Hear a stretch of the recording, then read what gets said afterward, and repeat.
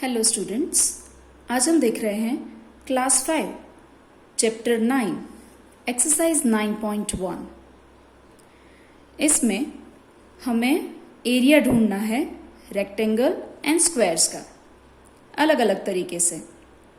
तो सबसे पहले यहाँ पे देखते हैं question A, find the area of each of the following figures. The side of each small square is 1 unit. सबसे पहले मैं यहाँ पे बता दूं कि एरिया का मतलब होता है कि दी हुई फिगर ने अंदर कितना एरिया कवर किया है, मतलब कि अंदर का पोर्शन हमें काउंट करना होता है। अब अंदर का पोर्शन काउंट करने के लिए हम सबको पता है कि हम यहाँ पे स्केल का यूज तो कर नहीं सकते। तो यहाँ पे एक मेथड ऐसी यूज हुई है कि दी हुई फिगर को छोटे छोटे स्क्वायर में डिवाइड कर दिया है, जैसे कि हमें दिख रहा है, और उसने बता दिया है हमें कि एक स्क्वायर की लेंथ जो है हर एक each small square is 1 unit, यानी कि एक स्क्वायर 1 यूनिट का है। तो हम बता सकते हैं नंबर ऑफ स्क्वायर्स काउंट करके कि ये पूरी फिगर कितनी यूनिट की होगी, राइट। तो इस तरह से हम एक फिगर को छोटे छोटे स्क्वायर में डिवाइड करके, छोटे छोटे 1 यूनिट के स्क्वायर में डिवाइड करके हम उसका एरिया पता लगा सकते हैं। तो देखते हैं यहाँ पे ये फर्स्ट फिगर है जिसके अंदर ये फिगर हमें दी हुई है। इस बड़ी फिगर का हमें एरिया ढूंढना है, यानी कि उसने कितना पोर्शन कवर किया है। तो उसने हमें छोटे छोटे पार्ट में डिवाइड करके दिया है, छोटे छोटे स्क्वायर में। 1 square is equal to 1 unit. तो यहाँ पे हमें दिख रहा है कि इस फिगर में टोटल 8 स्क्वायर्स हैं, राइट। 1 2 3 4 5 6 7 8, तो 8 स्क्वायर्स हैं। तो मैं यहाँ पे डायरेक्ट लिख दूंगी 8 स्क्वायर यूनिट। खास ध्यान रहे, एरिया का यूनिट स्क्वायर यूनिट। क्यों? क्योंकि हमने छोटे छोटे स्क्वायर्स में एरिया को डिवाइड कर दिया था, इसलिए छोटे छोटे स्क्वायर की वजह से यहाँ पे SQ स्क्वायर का शॉर्ट फॉर्म, एंड यूनिट क्योंकि हमें बोला गया था कि एक स्क्वायर का मेजरमेंट 1 यूनिट है, तो यहाँ पे हमने यूनिट लगा दिया। सो 8 square unit. Similarly second figure में फिगर को 9 टोटल पार्ट्स में डिवाइड किया है। 9 छोटे छोटे स्क्वायर्स हैं, आप काउंट कर सकते हो। तो हम यहाँ पे लिख देंगे 9 स्क्वायर यूनिट, ओके, क्योंकि 9 छोटे छोटे स्क्वायर है और एक स्क्वायर का मेजरमेंट 1 यूनिट है। तो 9 स्क्वायर यूनिट। मैंने यहाँ पे स्क्वायर फुल नहीं लिखा है, शॉर्ट फॉर्म लिखा है, आप चाहे तो फुल स्क्वायर भी लिख सकते हो। सिमिलरली वैसे ही इस फिगर में अगर आप काउंट करोगे तो पूरी फिगर को टोटल 24 छोटे छोटे पार्ट्स में डिवाइड किया है, 24 छोटे स्क्वायर में डिवाइड किया है। सो यहाँ पे हम इसे लिख देंगे 24 स्क्वायर यूनिट। सेम वैसे ही इस फिगर को अगर हम देख लें तो इसे भी हमने छोटे छोटे स्क्वायर में डिवाइड करके हमें दिया हुआ है, जो कि टोटल 21 स्क्वायर्स है। अगर आप काउंट करोगे तो ये टोटल 21 स्क्वायर्स हैं। तो हम यहाँ पे लिख देंगे 21 स्क्वायर यूनिट, ओके। तो इस तरह से हम फिगर को छोटे छोटे स्क्वायर्स में डिवाइड करके उसका एरिया मेजर कर सकते हैं। ये हो गई एरिया मेजर करने की एक टाइप।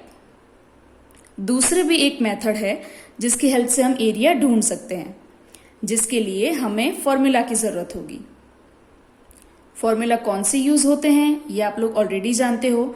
रेक्टेंगल का formula length multiply by breadth, and area of square side multiply by side. So देखते हैं यहाँ पे क्वेश्चन बी सॉल्व करने पर हमें पूरी तरह से समझ में आ जाएगा कि वो मेथड का यूज हमें किस तरह से करना है। जैसे कि क्वेश्चन बी में हमें कुछ फिगर्स दी हुई है और कहा है measure the length and the breadth of each rectangle and find the area. यानी कि यहाँ पे दी हुई फिगर का हमें लेंथ एंड ब्रेथ पता लगाना है। ये लेंथ हो गई, ये ब्रेथ हो गई, ओके। और हम सबको पता है, हम लोग ऑलरेडी चैप्टर में पढ़ चुके हैं, जियोमेट्री चैप्टर में आप लोग शायद जानते हैं कि रेक्टेंगल की ऑपोजिट साइड्स हमेशा सेम होती है, यानी कि लेंथ सेम, ब्रेथ सेम। तो हमें सिर्फ एक ही साइड लेंथ चाहिए और एक ब्रेथ पता होनी चाहिए। तो मैं यहाँ पे स्केल का यूज करूंगी साइड मेजर करने के लिए। सो यहाँ है मेरी स्केल। इसका यूज किस तरह से करना है आप लोग जानते ही होंगे, अगले स्टैंडर्ड्स में आप लोग पढ़ चुके हैं।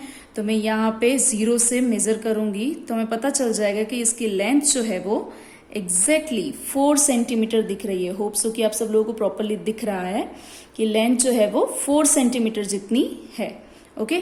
तो लेंथ को मैं यहाँ पे लिख दूंगी L is equal to 4 centimetre. Similarly मैं ब्रेथ भी मेजर कर लूंगी।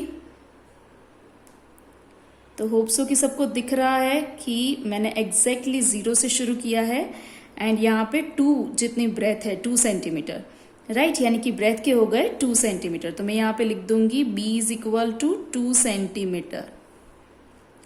अब इस फिगर का हमें लेंथ एंड ब्रेथ पता चल चुका है, यानी कि इस रेक्टेंगल का लेंथ एंड ब्रेथ हमें पता है।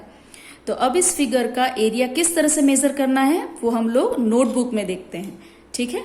तो मैं दिखाती हूँ यहाँ पे आप लोगों को नोटबुक में मेथड।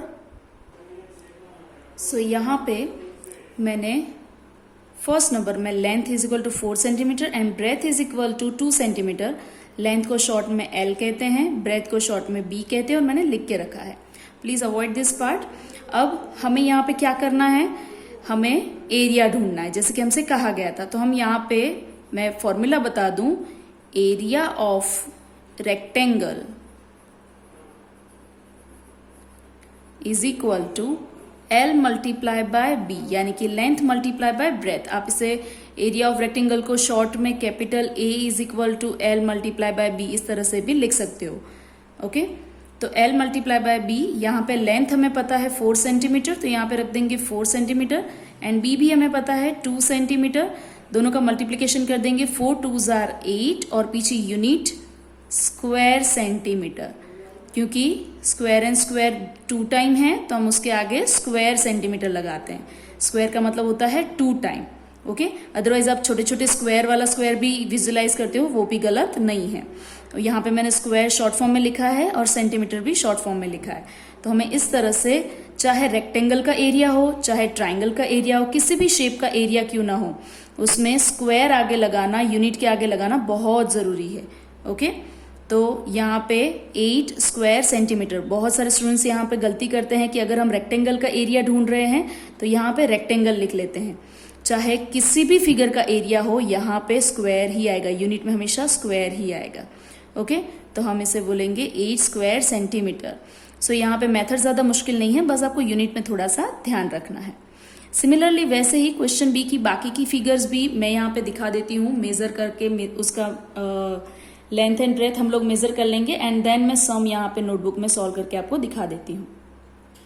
सो वापस एक बार यहाँ पे टेक्स्ट बुक में दिखा रही हूँ कि ये 2 फिगर का काम अभी बाकी है। तो जैसे ही आप स्केल की हेल्प से इसकी लेंथ एंड ब्रेथ इस वाली फिगर का मेजर करोगे तो यहाँ पे L इज इक्वल टू आ जाएगा 4 सेंटीमीटर। आपको स्केल का यूज करके फिर मेजर करना है, मैं मेजर करके लिख रही हूँ, ओके।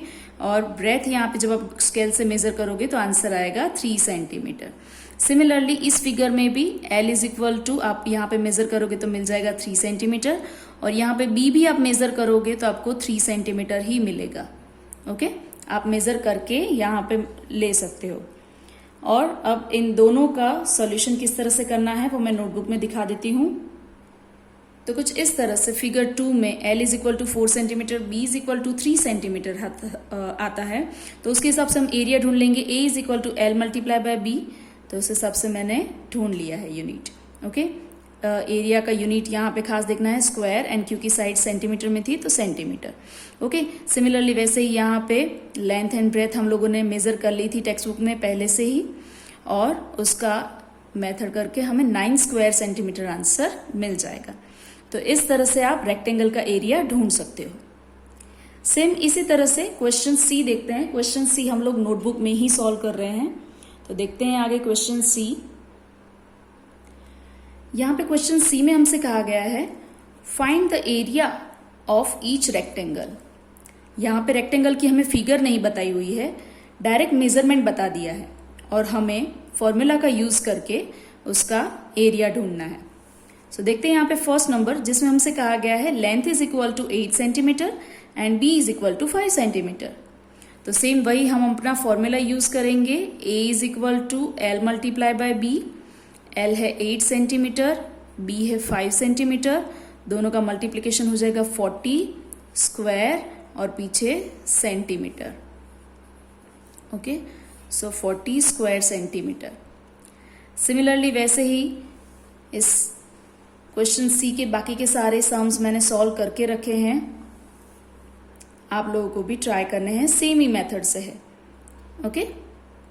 तो इस तरह से क्वेश्चन सी कंप्लीट हो जाएगा।